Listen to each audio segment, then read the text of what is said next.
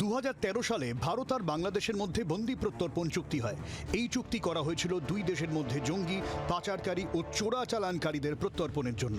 কিন্তু 2016 সালে এই চুক্তিতে বেশ কিছু সংশোধনী আনা হয়। তাতে বলা হয়, কোনো দেশ যদি মনে করে রাজনৈতিক কারণে কাউকে প্রত্যর্পণের দাবি জানানো হচ্ছে, তবে তারা সে দাবি মানতে বাধ্য নয়। প্রত্যর্পণের পরে দীর্ঘ কারাবাস ও প্রাণহানির আশঙ্কা থাকলে অন্য পক্ষের দাবি খারিজ করা যাবে।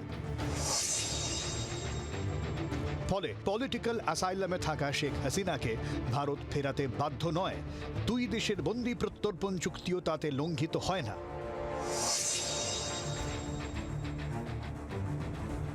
ভারতে হাসিনা আসা 4 মাস 18 দিনের মাথায় তাকে ফিরিয়ে দিতে আর্জি জানায় ঢাকা। বাংলাদেশের দূতাবাসের পক্ষ থেকে নোট ভার্বাল দেওয়া হয়েছিল বিদেশ মন্ত্রকের কাছে। ভারত যদিও তাতে আমল দেয়নি। ফলে স্বাভাবিকভাবেই ভারতের কাছে আবারও যদি কোনো আর্জি আসে, তাহলে তা নয়াদিল্লি মানতে বাধ্য নয়।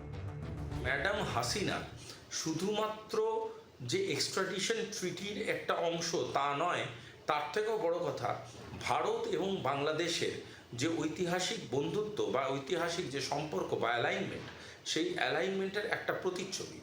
সেখানে আমাদের এক্সট্রাডিশন ট্রিটিটা একটা ক্লিয়ার পয়েন্ট আছে, সেটা হলো সেখানে যে কোনো রকমভাবেই কাউকে কেউ ফেরত চাইতে পারে, কিন্তু সে তাকে ভারতবর্ষ ফেরত দেবে কিনা সেই ডিসিশনটা ভারতীয় সরকারের। অর্থাৎ ভারতবর্ষের হাতে এই ঘোড়ার লাগাম আছে। এর আগে ইন্টারপোলের রেড কর্নার নোটিশ জারি করে হাসিনাকে দেশে ফেরত আনার ভাওতা দাবি করেছিল ইউনূস সরকার। কিন্তু সেক্ষেত্রেও যার বিরুদ্ধে অভিযোগ, তার দেশের কি পরিস্থিতি, কোনো রাজনৈতিক কারণেই প্রত্যর্পণের দাবি কিনা, ইন্টারপোল সে সব খতিয়ে দেখে। যে দেশে অভিযুক্ত রয়েছে সেই দেশের বিচার প্রক্রিয়াও এর মধ্যে থেকে যায়। ফলে এই কাজটাও ইউনূসদের পক্ষে সম্ভব নয়। এই জায়গা থেকেই আওয়ামী লীগও জানিয়ে দিচ্ছে, এসব রায়ে they don't care. Sheikh Hasina বলেছেন, আই ডোন্ট কেয়ার।